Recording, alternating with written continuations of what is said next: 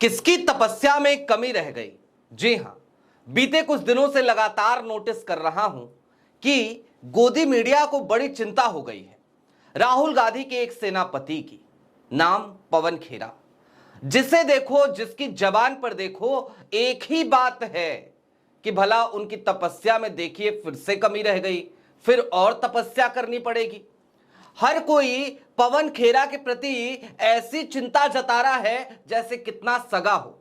लेकिन गोदी मीडिया वाले यही लोग जब पवन खेरा कोई प्रेस कॉन्फ्रेंस करते हैं तो एक शब्द नहीं पूछते मोदी सरकार से। पवन खेरा जब दस्तावेज देते हैं, सबूत देते हैं, तो उसके आधार पर एक स्टोरी नहीं करते। तो मैंने सोचा आज जरा खुलकर इसी पर बात कर ली जाए। क्या वाकई में पवन खेरा को भी इस बात का दुख है क्या, या फिर कि उन्हें पता है कि उनकी तपस्या जो चल रही थी और जो लोगों को लग रहा है अभी भी चल रही है, उसका फल निश्चित हो चुका है, वो उन्हें जरूर मिलेगा। साथ ही साथ इस बार की राज्यसभा सूची में पवन खेरा का नाम क्यों नहीं था, जरा आज उस पर भी खुलकर बातचीत करेंगे और यह समझेंगे कि राहुल गांधी ने जो कुछ भी किया वो ठीक किया या गलत किया। राहुल का ये मास्टर स्ट्रोक था या फिर कि राहुल एक बार फिर भंवरजाल में फंस गए। आज पवन खेरा के बारे में ही बात होगी, एक्सक्लूसिव। इससे पहले आपको याद होगा उनकी पत्नी को लेकर के जब आरोप लगे तब भी मैंने एक स्टोरी करी थी, और आज दूसरी बार बात सिर्फ और सिर्फ कांग्रेस नेता पवन खेरा की करेंगे। नमस्कार, मैं स्वप्निल और आप मुद्दा देख रहे हैं। दोस्तों, आगे बढ़ें उससे पहले वही छोटी सी अपील। मुद्दा इन दिनों एक गंभीर आर्थिक संकट से जूझ रहा है। एक तरफ हमारे मेन बैंक अकाउंट्स बीते लंबे समय से फ्रीज चल रहे हैं, तो दूसरी तरफ हमारे 2.5 साल पुराने चैनल को हमसे लंबे समय तक छीन कर रखा गया था, जिसकी वजह से हमारे रेवेन्यू पर एक काफी बुरा असर पड़ रहा है। ऐसे में डे टू डे ऑपरेशंस में मुद्दा चूंकि एक संस्थान है तो उसे काफी मुश्किलों का सामना करना पड़ता है। लिहाजा आपसे गुजारिश है, यदि आप चाहें तो स्क्रीन पर दिख रहे क्यूआर कोड या फिर के नीचे दिख रहे यूपीआई नंबर्स के जरिए मुद्दा की छोटी छोटी मदद जरूर कीजिएगा, ताकि हमारी बेबाकी यूं ही जारी रहे और हम गोदी मीडिया के एजेंडे को भी लगातार नेस्तनाबूद करते रहें और साथ ही साथ सरकार के लूपहोल्स पर सवाल भी उठाते रहें, परमानेंट अपोजिशन पार्टी बने रहें। अब आगे बढ़ते हैं।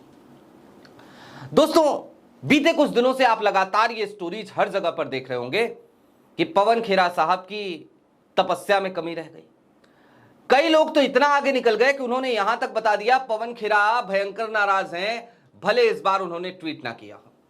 पवन खेरा जी ने एक बार ट्वीट किया था, और ये ट्वीट किया था उन्होंने साल 2022 में, और उस ट्वीट में उन्होंने कहा था शायद मेरी तपस्या में कुछ कमी रह गई। लेकिन वो दिन और आज का दिन, क्या पवन खेरा उसके बाद से लेकर अब तक कभी भी कांग्रेस से कोई धोखा करते नजर आए क्या?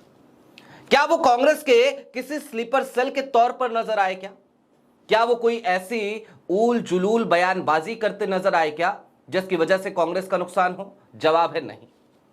तेलंगाना का चुनाव आया तो पवन खेरा की पत्नी कोटा नीलिमा को भी टिकट मिला, वो चुनाव लड़ी, हालांकि वो चुनाव हार गई। पवन खेरा हो या फिर कि उनकी पत्नी कोटा नीलिमा, दोनों कांग्रेस के समर्पित कार्यकर्ता है। मैं नेता बाद में कहूंगा, पहले आप समझिए वो समर्पित कार्यकर्ता है।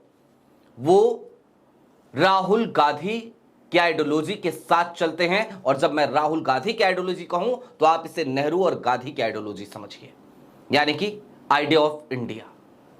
पवन खेरा लगातार इस देश में जिस तरीके का भ्रष्टाचार पनप रहा है, या फिर कि जिस तरीके से आज की तारीख में कॉम्प्रोमाइज चीजें चल रही हैं, या फिर कि जिस तरीके के लूपहोल्स, कभी अडानी तो कभी सेबी, और उनके बीच के तमाम रिश्ते देखने को मिले, उन सब चीजों पर सबूतों के साथ बात रखते हैं।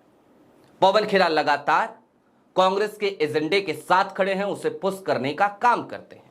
बात इतर है कि जो गोदी मीडिया आज पवन खेरा के लिए घड़ियाली आंसू बहा रही है, वही गोदी मीडिया उनके किसी भी सवाल पर कोई सरकार की तरफ सवाल नहीं उछालती, नहीं पूछती कि पवन खेरा जी ने ऐसा कहा है, ये सबूत रखें भैया, सच क्या है, बताते क्यों नहीं हो, मुंह क्यों नहीं खोलते हो, जबान क्यों नहीं खोलते हो। उस समय इन्हीं तमाम गोदी मीडिया वालों को ना सांप सूंघ जाता है। अब लेकिन बात उनके राज्यसभा जाने की, चलिए मान लिया इस बार नहीं गए, क्यों नहीं गए वो भी जान लीजिए। कोई कह रहा है कि तमिलनाडु से जाने वाले थे, कोई कह रहा है तेलंगाना से, कोई कह रहा है हिमाचल से ही भेज देते, तो कोई कह रहा है हरियाणा से भेज देते। भेज तो सकते थे, भेजा क्यों नहीं भैया। तो जरा ये सोचिए कि इस बार कांग्रेस ने भेजा किस किस को है। लेकिन उससे पहले ये बता दूं आपको कि पवन खेरा का राज्यसभा जाना तो तय है और बहुत ज्यादा लंबा इंतजार इसके लिए पवन खेरा को करने की जरूरत नहीं है, ये पवन खेरा को भी पता है। लिहाजा पवन खेरा ना तो नाराज है ना तो असंतुष्ट है, और अगर नाराज या असंतुष्ट होते तो पवन खेरा लगातार कांग्रेस का पक्ष नहीं रख रहे होते, पहली बात। दूसरी बात एक और समझिए, पवन खेरा अगर राज्यसभा नहीं भी जाते हैं, नहीं भी भेजती है कांग्रेस, आने वाले कुछ दिनों के भीतर जो दूसरे राज्यसभा चुनाव होंगे उसमें भी नहीं भेजती है, तो भी पवन खेरा आइडियोलॉजी के साथ खड़े हैं। पवन खेरा को राज्यसभा की एक सीट के हिसाब से आप उनके समर्पण का आकलन नहीं कर सकते। अब आगे बढ़िए, किस किस को भेजा है भैया, और मैं क्यों कहता हूं राहुल गांधी का मास्टर स्ट्रोक है कि तमिलनाडु से किसको भेजा है। नाम है क्रिस्टोफर तिलक, कोई नहीं जानता, नाम नहीं सुना, हाई प्रोफाइल चेहरा नहीं है। जो लोग कह रहे थे तमिलनाडु से भेजा जा सकता था पवन खेरा को, उनके लिए जवाब देना हो। तमिलनाडु में चुनाव है यार, और चुनाव है तो तमिल अस्मिता किस तरीके से वहां पर जाकर के आजकल मोदी जी और अमित शाह कर रहे हैं चुनाव प्रचार, आपको याद है ना, बार बार जाके तमिल अस्मिता की बात करते हैं। तो क्या कांग्रेस अपने तमिल वोटर्स को नाराज कर लेती पवन खेरा को भेज के, ये कह के कि चलो एक हिंदी भाषी को मैं राज्यसभा भेज रहा हूं, वहां से नहीं भेज सकती थी। क्रिस्टोफर तिलक को भेजा, किसी हाई प्रोफाइल चेहरे को नहीं भेजा। क्रिस्टोफर तिलक एआईसीसी के सचिव हैं, आपको लग रहा होगा बड़ा पद है, ठीक बात है, बड़ा पद तो है, लेकिन ऐसे तो बहुत सारे सचिव हैं एआईसीसी के, क्रिस्टोफर तिलक ही क्यों? इसलिए क्योंकि क्रिस्टोफर तिलक बेबाकी से अपनी बात रखना जानते हैं, इसलिए कि जमीन पर काम करते रहे हैं, इसलिए कि देश के अलग अलग राज्यों में जहां पर भी बतौर ऑब्जर्वर उनकी ड्यूटी लगाई गई, क्रिस्टोफर तिलक ने वहां पर जाकर ग्रास रूट लेवल पर काम किया। और अगर कांग्रेस चुनाव हारी तो समीक्षा बैठक में किसी से नजरें नहीं चुराई, बल्कि बेबाकी से राहुल के सामने कांग्रेस की खामियां, कांग्रेस की गलतियां गिनाई और बताया कि ये लोग हैं जो लगातार कांग्रेस को कमजोर कर रहे हैं।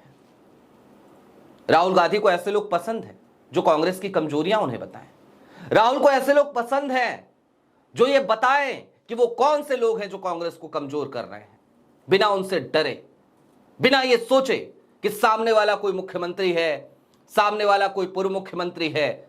ये बिना सोचे बोलने वाले क्रिस्टोफर तिलक है, इसलिए उनको तमिलनाडु से राज्यसभा भेजा गया। लोग कह रहे हैं हरियाणा से करवीर सिंह बौद्ध को भेज दिया। आप देखो तो सही, करवीर सिंह बौद्ध को क्यों भेजा? हरियाणा में जिस तरीके की गुटबाजी है, क्या करे कांग्रेस? पवन खेरा को भेज देते, क्या चुनाव हरवाने के लिए, एक सीट और गंवाने के लिए? लिहाजा गुटबाजी ना हो, गुटबाजी से परे। अब क्या है कि खोटे सिक्के हैं भाई, हैं खोटे सिक्के हरियाणा कांग्रेस में, हैं तो हैं, और उन खोटे सिक्के से ही अगर काम चलाना हो तो क्या करे कांग्रेस, क्या करे राहुल गांधी? तो नाम आया करवीर सिंह बौद्ध का। दलित समाज से आते हैं, गोदी मीडिया इसी को लेकर के केवल चल रही है, लेकिन इसके अलावा सच क्या है? करवीर सिंह बौद्ध समर्पित कार्यकर्ता हैं कांग्रेस के। करवीर सिंह बौद्ध राहुल गांधी के एजेंडे के साथ खड़े नजर आते हैं, और करवीर सिंह बौद्ध किसी भी गुट का हिस्सा नहीं है, लिहाजा उनको भेजा गया। और मैं शर्तिया तौर पे कह रहा हूं, अगर पवन खेरा जी को भेजा जाता ना हरियाणा से, तो पवन खेरा वहां पर चुनाव हार जाते। इस पर एक स्टोरी मैंने संतोष जी के साथ उनके चैनल पर करी थी, संतोष पाठक ऑफिशियल पे, आप जाके देख सकते हैं, इसकी समीक्षा मैंने करी थी वहां। अब लोग कह रहे हैं तेलंगाना से अभिषेक मनु सिंघवी एक हिंदी भाषी तो जा ही रहे थे और फिक्स भी था, और जाहिर सी बात है अभिषेक मनु सिंघवी का टिकट तो कांग्रेस काटती नहीं, क्योंकि बड़े वकील भी हैं, कांग्रेस को डिफेंड भी करते हैं, कांग्रेस के लिए तमाम लड़ाइयां वो लड़ते हैं, और इतना ही नहीं करते हैं, वो भी कांग्रेस के आइडियोलॉजी को लेकर के चलते हैं। दूसरा, अगर पवन खेरा को भेजते तो कैसे भेजते भाई? एक आदमी तो वहां का लोकल चाहिए था, वो समीकरण दिख रहा था। ऐसे में ऑप्शन एक और था, ऑप्शन था पवन खेरा की ही पत्नी कोटा नीलिमा को वहां से भेजा जाए, इसकी भी बातचीत चलने लगी थी। लेकिन फिर कांग्रेस के आला कमान को यह बात समझ में आई कि पवन खेरा की जगह उनकी पत्नी को भेजकर कांग्रेस कोई बहुत ज्यादा अच्छा मैसेज नहीं दे पाएगी, लिहाजा वहां से किसे भेजा गया? वेम नरेंद्र रेड्डी को। कौन है ये? कभी नायडू के साथ यानी चंद्रबाबू नायडू के साथ अपनी राजनीति की शुरुआत करने वाले, रेवंत रेड्डी के साथ ही चंद्रबाबू नायडू का साथ छोड़कर कांग्रेस में आने वाले, और अब तक रेवंत रेड्डी के लगातार साथ साथ चलने वाले, साल 2017 से वो कांग्रेस में हैं, उन्हें कांग्रेस ने भेजा। जाहिर सी बात है रेवंत रेड्डी और उनकी अपनी एक जोड़ी है, तो उन्हें भेजा गया। हिमाचल एक जिला अध्यक्ष को भेजा गया, और देखिए किस तरीके से ये पूरा इकोसिस्टम काम करता है। अब उस जिला अध्यक्ष की संपत्तियां निकाली जा रही है कि भैया देखो इतनी संपत्ति का मालिक है, उतनी संपत्ति का मालिक है। अरे संपत्तियों के आधार पर ही अगर उसे भेजा गया है तो एक बात बताओ, विधायक का टिकट ही दे देते। और मजे की बात जानते हैं क्या है? उस व्यक्ति के 2023 और 2024 के इनकम टैक्स रिटर्न को दिखाया जा रहा है, कहा जा रहा है देखो 1 करोड़ का टैक्स भरा था। भाई इससे पहले नहीं भरता था क्या? वो शुरू से गरीब था क्या? नहीं, वो नहीं बताया जाएगा। हिमाचल में जब सरकार नहीं बनी थी तब वो कितना टैक्स भरता था, ये नहीं बताया जाएगा। लेकिन उसकी कांग्रेस के भीतर पोजीशनिंग क्या है? वो 30 साल से एक जमीनी कार्यकर्ता के तौर पर काम करने वाला व्यक्ति है। जमीनी स्तर पर हिमाचल में कांग्रेस को फंड देने वाला व्यक्ति है। वो आला कमान तक बस्ते नहीं पहुंचाता। आला कमान अगर मैं कहूं तो आप ये समझिएगा कि वो कोठरी, स्लीपर सेल की कोठरी, वो गणेश परिक्रमा करने वाला आदमी नहीं है। गणेश परिक्रमा करने वाला आदमी होता तो हाई प्रोफाइल चेहरा होता। आज की तारीख में उसकी पोजीशनिंग यही है कि वो एक जिला अध्यक्ष है और उसको कांग्रेस ने राज्यसभा भेजा है, एक मैसेज दिया है। लिहाजा कांग्रेस ने बहुत सोच समझकर हर सीट पर अपने प्रत्याशी उतारे हैं। गोदी मीडिया रो रही है, रोने दीजिए। रही बात खेरा साहब की, तो खेरा साहब जून में राज्यसभा जा रहे हैं। ये खेरा साहब भी जानते हैं, ये कांग्रेस का आला कमान भी जानता है, और उस वक्त पे कांग्रेस के पास ठीक ठाक कंडीशंस है। उनके पास कर्नाटका से भी राज्यसभाएं आनी है। लिहाजा पवन खेरा को कोई चिंता नहीं है। पवन खेरा राजस्थान से भी जा सकते हैं, पवन खेरा कर्नाटक से भी जा सकते हैं, वो कहीं से भी जा सकते हैं। दिक्कत दूसरी है, दिक्कत है गोदी मीडिया की, दिक्कत है भारतीय जनता पार्टी की। भारतीय जनता पार्टी भी पवन खेरा के प्रति सहानुभूति दिखा रही है। पवन खेरा को इनकी सहानुभूतियों की जरूरत नहीं है, क्योंकि पवन खेरा के प्रति यदि सहानुभूति दिखाना है तो फिर तो मैं बस एक ही बात कहूंगा कि इन तमाम लोगों को चाहिए कि पवन खेरा जो मुद्दे उठाते हैं, जो सवाल उठाते हैं, अगर हिम्मत हो तो एक बार हिमाकत करें अपने आकाओं से पवन खेरा के सवालों पर सवाल पूछने के लिए, पवन खेरा के दिखाए दस्तावेजों पर स्टोरी करने के लिए। उस बात की हिम्मत तो कर नहीं सकते, चले हैं पवन खेरा के लिए घड़ियाली आंसू बहाने। आपकी क्या राय है वो कमेंट बॉक्स में जरूर बताइएगा। अभी के लिए दीजिए इजाजत। चलते चलते फिर वही अपील, चैनल पे नए हो तो सब्सक्राइब करते हुए जाइएगा, सक्षम हो तो छोटी छोटी मदद जरूर कीजिएगा। बहुत शुक्रिया।